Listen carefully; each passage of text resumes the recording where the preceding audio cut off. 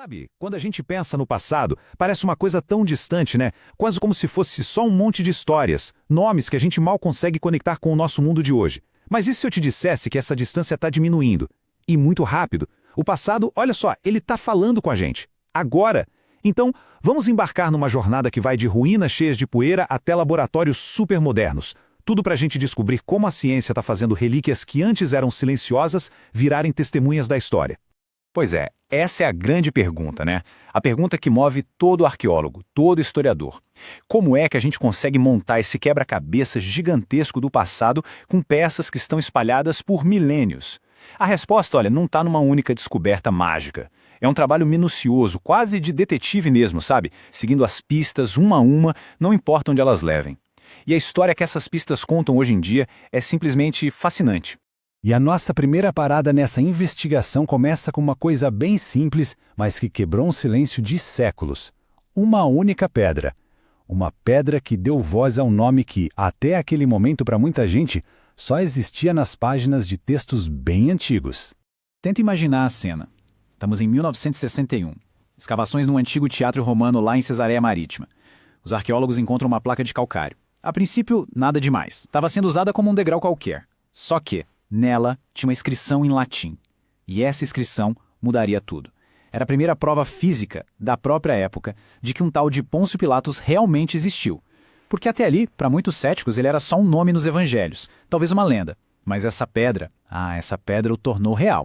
E a importância dessa pedra é enorme, por 3 motivos principais. Para começar, ela simplesmente cravou a existência de Pilatos na história. Ponto final. Segundo, ela meio que corrigiu os livros de história, sabe? Deu pra gente o título exato dele, prefeito da Judéia, e não procurador como muita gente achava. E por último, como a inscrição dedicava um prédio ao imperador Tibério, ela nos joga direto no meio do clima político e religioso super tenso daquela época. Pensa só, um único pedaço de pedra que nos conecta sem sombra de dúvida ao mundo que a gente lê nos evangelhos.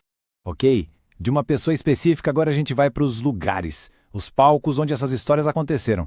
Porque a arqueologia faz mais do que confirmar nomes. Ela nos permite literalmente caminhar pelos cenários da história. Olha só para isso. Este lugar, em Cesareia, é identificado como o pretório onde o apóstolo Paulo ficou preso. E não foi pouco tempo não, foram 2 longos anos. As paredes ali, elas ainda têm as marcas, inscrições deixadas por peregrinos séculos mais tarde. De repente, a história que a gente lê no livro de Atos sai da página.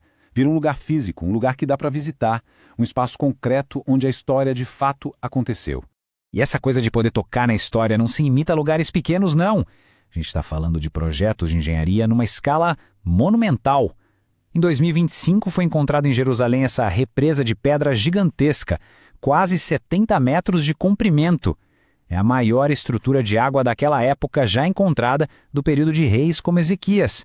E o que isso faz? Confirma o que o Antigo Testamento descreve sobre grandes obras públicas para garantir a água da cidade.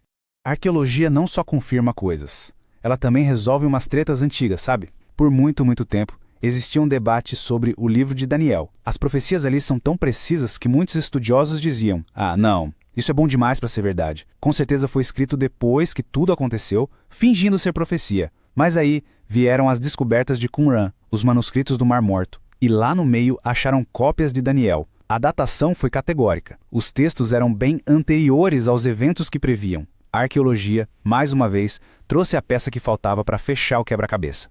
Mas as descobertas que estão realmente virando o jogo, elas não estão vindo só da Terra não. A grande revolução está acontecendo nos laboratórios. O jeito que a gente analisa o que é encontrado mudou completamente. E o ano de 2025 foi um marco nisso. Pensa só. 2 tecnologias de áreas que não tinham nada a ver uma com a outra se juntaram e nos deram uma capacidade de enxergar os textos antigos como nunca antes. Foi um encontro perfeito entre a física e a inteligência artificial. Uma fronteira totalmente nova para entender o passado se abriu. E como é que essa dupla dinâmica funciona? É genial. De um lado, a gente tem uma datação por carbono 14 ultra precisa. Tão precisa que só precisa de uma amostra do tamanho de um grãozinho de poeira. Ou seja, dá para datar o manuscrito sem estragar nada. Do outro lado, temos a Enoch, uma inteligência artificial que é tipo um super especialista em caligrafia antiga. Ela analisa o estilo da letra e diz com uma precisão absurda de que época aquele texto é. Juntas, essas duas tecnologias criam uma linha do tempo para os manuscritos com um nível de detalhe que, olha, era impensável até pouco tempo atrás. Mas talvez a maior de todas as revelações não seja sobre uma data aqui, um nome ali. É sobre algo muito mais fundo, o contexto. Porque todas essas descobertas nos ajudam a ler os textos antigos não como se fossem documentos isolados, flutuando no tempo, mas como parte de um mundo. Um mundo que era vivo, cheio de ideias, de cultura e, claro, de conflitos. Para entender isso, nossa jornada agora vai para a antiga cidade de Ugarit, lá na Síria. E aqui, a descoberta é de outro nível. Imagina só, não é encontrar um artefato, é desenterrar uma biblioteca inteira, todinha preservada em tábuas de argila. De uma hora para outra, abriu-se uma janela direta para a cultura cananeia, a civilização que era vizinha do antigo Israel. A gente passou a ter os mitos deles, os rituais, até as partituras das músicas. E aí é que a coisa fica interessante. Quando a gente coloca a literatura de Ugarit lado a lado com os textos de Israel, algo incrível acontece. A gente percebe que eles usavam as mesmas ferramentas de poesia, a mesma estrutura, o mesmo jeito de construir as ideias. A embalagem era muito parecida. Mas o conteúdo? O conteúdo era de outro universo.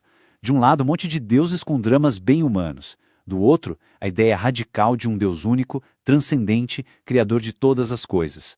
Essa frase aqui resume a ideia perfeitamente. Os escritores da Bíblia não viviam numa bolha, isolados do mundo. Eles usaram a linguagem, as formas de arte da sua época, as ferramentas culturais que todo mundo ao redor deles entendia. Só que eles pegaram essas ferramentas e as encheram com uma teologia que era, uau, completamente revolucionária e única para aquele mundo. Beleza, então, depois dessa jornada toda, da Pedra de Pilatos até a inteligência artificial Enoch, o que isso tudo nos revela de verdade? O que a gente aprende quando junta todas essas peças do quebra-cabeça? No fim das contas, o que essa jornada toda mostra é que a busca pelo passado não é só uma questão de provar se algo é verdade ou mentira. É muito mais sobre pintar um quadro mais rico, mais vivo, mais humano da história. A arqueologia nos dá o contato físico com esse passado. A tecnologia nos dá uma clareza que a gente nunca teve.